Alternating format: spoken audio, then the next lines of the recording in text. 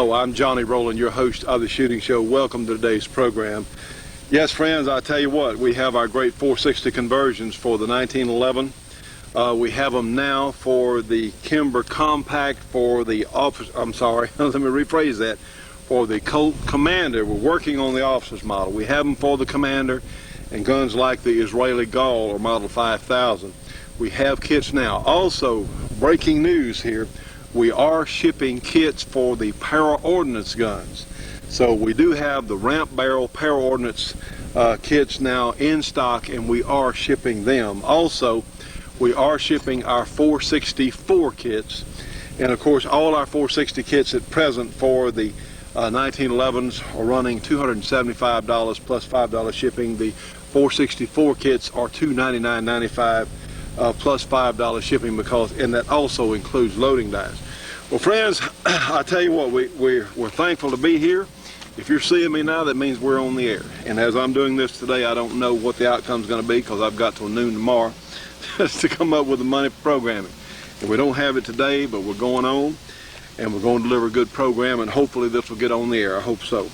Okay, in the new Shooting Times magazine, the September 1999 issue, over on page 49, they have a little deal here. It's called Ask the Experts, and says, what is the 460 Rowland? And I personally, Mr. Clark and I wrote the response to this, and apparently the folks at Shooting Times edited our response somewhat, because they call our 460 Rowland a Wildcat cartridge, and that's not true. It's factory cartridge, and I don't know why the folks at Shooting Times want to do that, because that's not the response that we sent in. I certainly would never say that, Mr. Clark, either. It's not a Wildcat, it's factory round. I tell you what, friends, if you would, please phone, you've got all these mail-outs going out, please call your favorite shooting magazine and ask them why haven't they covered our 460 Rowland cartridge. Unfortunately, Shooting Times is a good magazine, but they got a little confused there, I think. Some of the magazines, this is how it works. A lot of us used to read the magazines and believe everything we saw in print. And in a lot of the magazines, friends, the way it works is if you buy a big ad, you get a feature on your product. And that's sort of selling one's soul there. Like I said, they're in it for the money. We used to think they were in it for information, but a lot of the magazines, not being specific now, certainly not Shooting Times, not being specific, but unfortunately that's how a lot of the gun press seems to work, is you buy a big ad, you're a big sponsor, sponsor in some of the magazines, and you get covers of the magazines. Well, unfortunately, on our little project here, we don't have the money to buy those $10,000, $15,000, $20,000 ads, so we just have the best cartridge that's come along since the 44 Magnum, probably since the 357 Magnum in 1935. So we hope that they will finally, they can't ignore us forever, friends. They can try, but the shooting press cannot. They just can't. It's too good. The 460 is just too good to ignore. Anyway, a lot of things to talk about on today's program. I have here a couple of things that are important to show. One of the reasons we have the results in the United States government, see this typewriter here, friends, this requires one set of skills. You see this pick? This requires another set of skills. Typically, the person who's going to be the best with this pick is not going to be the best with this typewriter, and the person who's the best with this typewriter is not going to be the best with this pick. But you see now, with affirmative action in our government and required in so many areas, it doesn't matter who's the best. That's why we have government agencies that perform like they do, is because they don't pick the best people. And in many other areas, we're seeing race norming, gender norming, whatever else. Well, you know, our country was not built by people with a certain number of points that got a job. Our country was built by people who were the best at what they did. Now, of course, women being forced in some areas of the military where they're not qualified. People are doing things they're not qualified to do, but because they're of a particular gender or a particular ethnic group or whatever else, they're given jobs, even though their ability to do that job may not be as good as others. That's why a lot of our government services are substandard, because of affirmative action, because we don't have the best people doing the jobs. Our country, with all its imperfections, we have built the greatest economy in the world. We've built the greatest civilization in the industrialized world, and for that matter, the others too. But we did it on the people best qualified for a job, being able to fight their way to the top and get those jobs. So that's where we are now, friends. That's one of the reasons we have people like Janet Reno, who's running the Justice Department. That's why we have, I'll tell you what, some of these folks that we do, you know, the government has lied to us over and over and over. The only chance we have is to get more Americans on our side. Can you please help us stay on the air? We're here today by another miracle, and I don't, as I'm taping this, I don't know where the miracle's coming from. As far as what source our finances are going to come from, I don't know. But if you're seeing us now, we got enough of this week to be on the air. Would you please help the shooting show stay on the air so we can educate more people about guns and about why we as American citizens have guns and need to keep them? Will you please help us stay on the air? We have a great show today for you, friends. We have a piece on reloading, and let me give our shooting show address, 327 Irvin Rowland Road in Beverly, Louisiana. Remember, where you can go to shooters.com and get a whole selection of shooting sites on the internet there. You can also go to our site on the internet, www.shootings.com, www.shootings.com, and you can find our program there and the things we have for sale. And I'll tell you what, friends, it's an ongoing odyssey. You know, one of the things that we've seen sometimes in the movies, we've seen some fancy gun handling, you know, we've seen fast draw and all kinds of things. Well, heck, I think a while back I saw somebody shoot behind them, like this. Yeah, I think this individual must have had eyes in the back of his head, so he just pointed the gun like this. Stay tuned for more of The Shootin' Show after these important messages. The Shootin' Show will be right back after this break for your local cable company or TV station.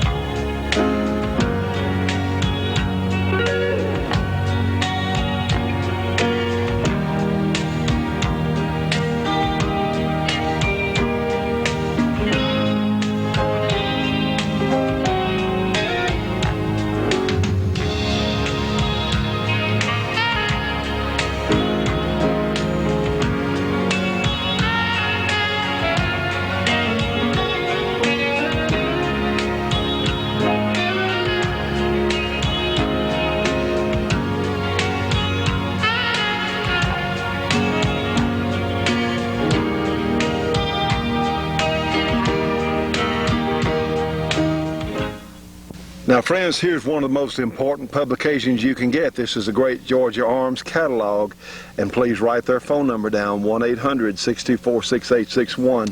This is a tremendous catalog with the best ammunition prices available in the United States. Okay, well, here's a mention of the shooting show. Hey, that's reason enough to support them right there, but you get superior ammunition at superior prices. Let's look over here. Whoops, let's see, what do we see? 460 Rowland, yes indeed, but we also see a tremendous number of other things. 45 ACPs, 44 Magnums, 41 Magnums, certainly our defense load there, defense special 41 Magnum load available, but all kinds of others. 9mm, 357 SIGs, 44 specials, 30-06s, 7 mags, all kinds of neat stuff. Plus they have components. If you want to load your own, they'll sell you lead bullets, they'll sell you nostril bullets, all kinds of great features. Yes, in fact, they'll even sell you a 460 Rowland kit for the great 1911 guns, cleaning accessories. Here's gunpowder for sale, loading equipment for sale. Friends, give them a call today. These are some of the finest people, period, that I've ever had a chance to meet. Curtis Shipley and our good friend Larry Haney from Georgia Arms, and they're helping to support the shooting show. Give them a call today. Get a free catalog, 1-800-624-6861. And please don't forget to tell them you saw it here on our show. You know, friends, this empty brass is very valuable to us as hand loaders. Let's see what we need to do with this empty brass that we've shot through our guns if we want to reload it. Now, friends, we picked up our empty brass off the range. In fact, this is several days picking up for me, I guarantee you that. And you'll notice that our brass is dirty. One may have sand or pieces of grass or who knows what, maybe a little some unburned powder granules, and the outside is somewhat rough. Like I said, it's just dirty. So what we want to do in our reloading process is to clean our brass. Now, friends, what you're looking at here is a curious tomcat. Now, go on, kitty, go on, try and show something here. Trust me, just back up.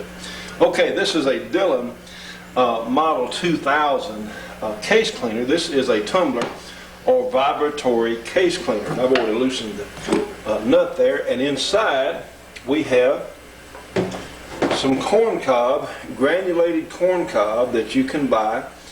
And what this does, it is a cleaning and polishing media.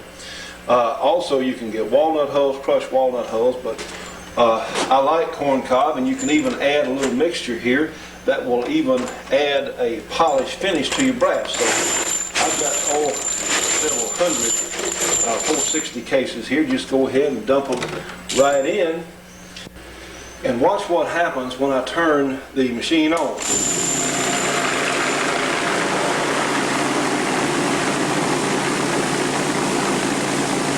See, it has a vibrating electric motor, a weighted electric motor there that vibrates and shifts the cases all through. Now we're going to replace the lid. Let's replace the lid with it off and go ahead and put our nut in place. Now, Kitty, you don't need, this is not your affair. Excuse me, please. Got my gray tomcat here trying to help me. All right, now then, get the lid on nicely, and now turn it back on. And we're going to let this run for about 2 hours. Now we'll turn our tumbler off. I'm going to unplug it because I'm supposed to pick it up. Okay, we'll remove our top, and this is a little tub with essentially a rotary sifter. Let's go ahead and get this. Now then, I've already opened the lid here. Now watch this. We're just going to pour the media and the cases into the sifter and put it over on the side. Now then, we'll close. This also from Dillon. Now then, now we're going to turn it. And you'll see the cleaning will separate from. Just takes a few turns. I'm going to go ahead and lock this. And we've opened our basket here. And be sure your container, your empty container is clean also. And now we have our shells ready to go back in the bucket to go out to the reloading shop. And of course they're free from case cleaning media. Now, friends, when we're talking about reloading, certainly we've gotten our finished cases, but you're going to need several things. First of all, and you know Georgia Arms offers all these components. You can get every one of these things from Georgia Arms. This is a single stage rock chucker press from RCBS, and of course this one has loaded many thousands of rounds for me. If you're a beginning reloader, let me suggest a single stage press. Certainly for the more advanced loaders, you may want a progressive like this Dillon here, but for our purposes and for getting started, let me recommend a single stage press. Now, among the things we're going to need a loading block, which is this little red thing here, little red box with detents in it. This is a priming tool available. This one's from RCBS, and you know you need two of these, not just one. Trust me, because you break one, you need another one. Of course, we have our dies for the 45 ACP. We're going to be loading 460s here. This is a dial caliper. Very important for getting the length of your shell. And back over in the back we see some Winchester primers, some accurate number 7 powder, and a powder measure, and very important piece of equipment here, a powder scale. So we're going to be using all of these things in succession here in loading cartridges. And friends, something else you're going to need is a pair of safety glasses. We're never around gunpowder or primers without safety glasses, because there's always a chance that something could happen. A primer could go off. You could get one stuck somehow. I don't know how, but you could in your ram here on your press, whatever else. Who knows? We always wear safety glasses anytime we're around gunpowder and primers. Well, let's go ahead, and this is a shell holder which will not come with your loading dies. You're going to have to look up whatever shell you're loading. In this case, it's an RCBS number 3, I believe, for the 45 ACP. That's what it looks like, 3 or 5. These things are so old. And that's the good news. They'll last for many years. Heck, all this stuff, this press is probably 20 years old for me, and I've been using it maybe about that length of time. The first thing we're going to do is we're going to resize and deprime the old case. We'll just screw the proper die in here, and the way I do it is we're using a carbide die, and on pistol, if something goes in a semi-automatic pistol or most other things for that matter, the loading manual will tell you just to have the base of the die slightly off or above or not touching the shell holder here on the ram. But I like to go right down and just kind of kiss it, just barely touch it there with the bottom of the die to the shell holder here on the ram. And my reasoning is, one, with a little pressure. Of course, a lot of these, my old rock chucker press here has a little bit of wear in it, so that'll take up an extra thousandths or so of the pressure. Will keep it the shell holder from contacting the base of the loading die.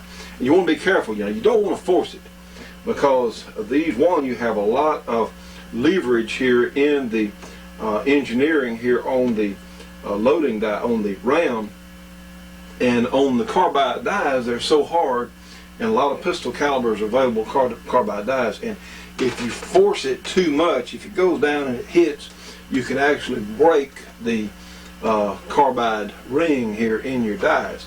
Okay, let's deprime. We have some of our freshly cleaned empty cases here. Let's go ahead and we'll bring it down and we'll deprime it. And the primer fell out there, and now we've got a resized and deprimed case. Let's do another one. Here we go. We'll just place our case here solidly in the shell holder. And you don't want to rush this, but you want it, and if something's wrong, stop. But you'll notice the primer just came out. There's a groove here in the ram, and now we have a properly resized case. And a lot of the carbide dies will leave a little ring here. Got a little dirt there on will leave a little ring here at the base of the case. That's nothing to worry about. That's just some of the carbide dies will do that sometimes, but it is so much faster using the carbide dies on pistol ammo that you're shooting a lot of. Believe me, it is worth the extra trouble or the extra expense. Stay tuned for more of the Shootin' Show after these important messages.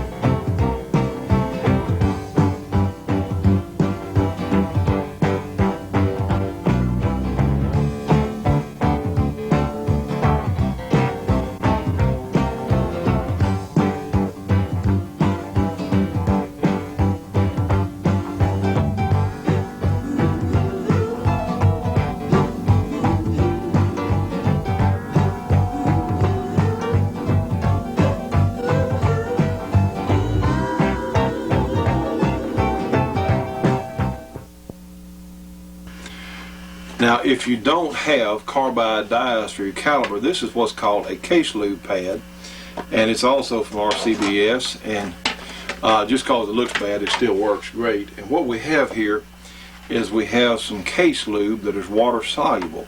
Now then, what you want to do, this is an extra step. You would take a case and literally just roll across it, and you just want a trace of lubricant on your case. And this can also be resized. This can be resized in a regular die, and when you get through, this is very important. You want to either wipe your cases clean once it's been resized.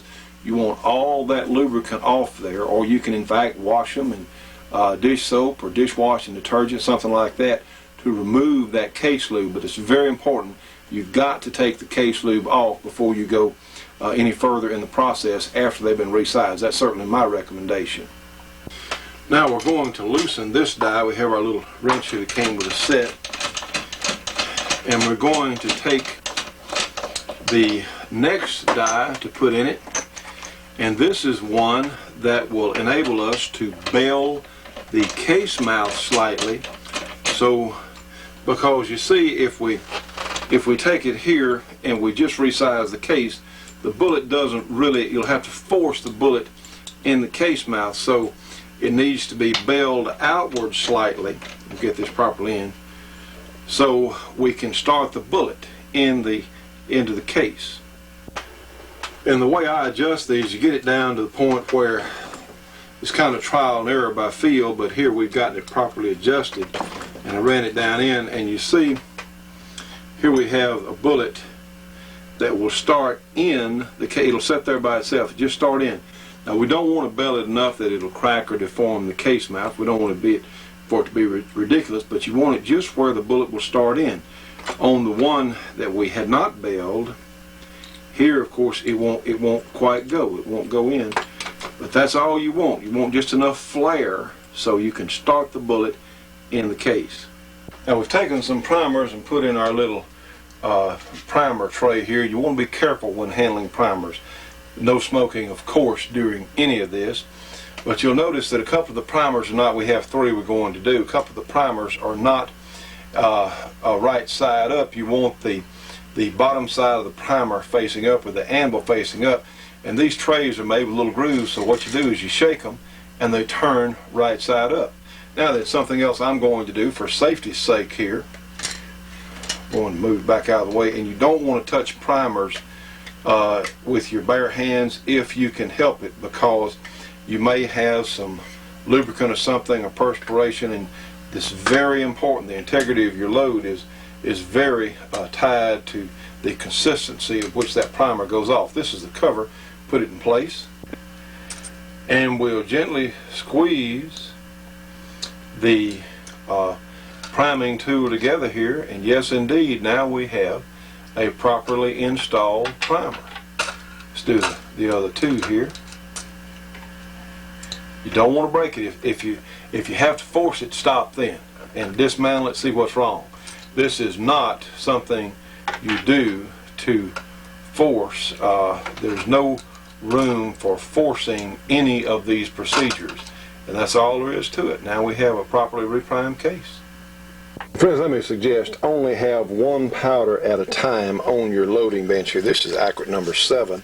Because we're loading 460s, we'll take the top. We've got a little bit already in our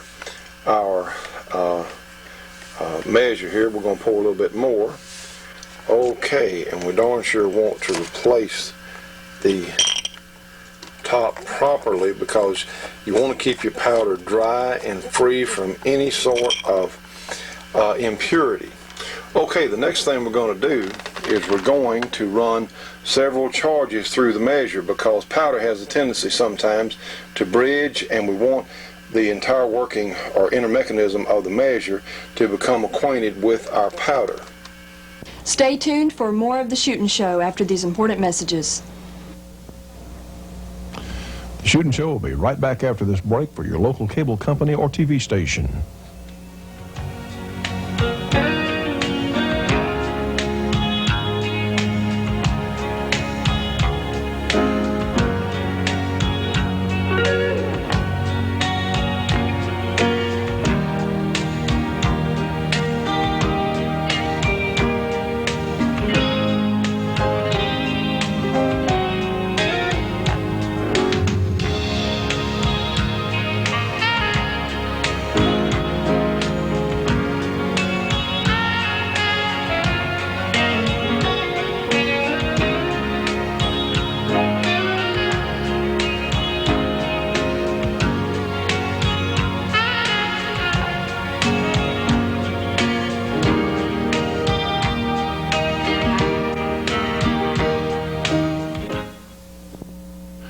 And friends, we want to mention the good folks at Clark Custom Guns in Princeton, Louisiana, the finest custom gun shop in the country.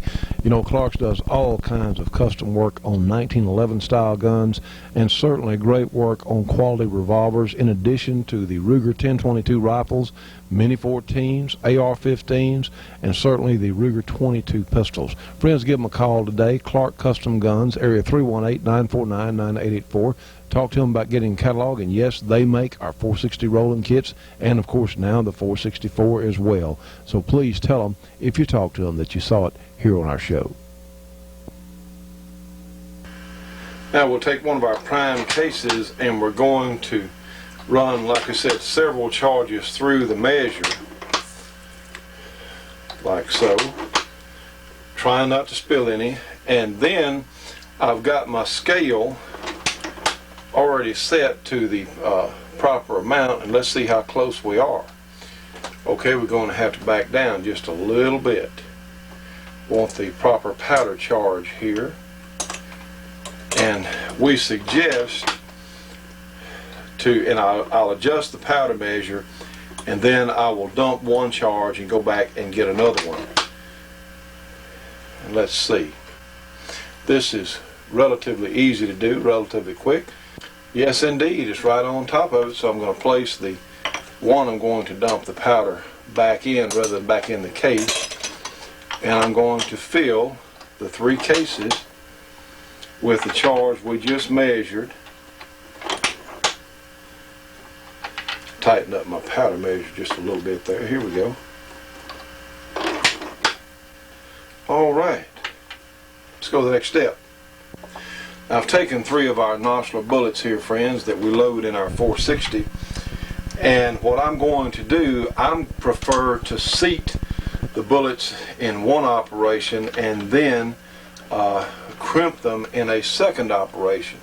So what I'm going to do here, I'm going to place the bullet atop the shell with the powder charge here, and I'm going to run it up into the die so I can get it started. Here we go.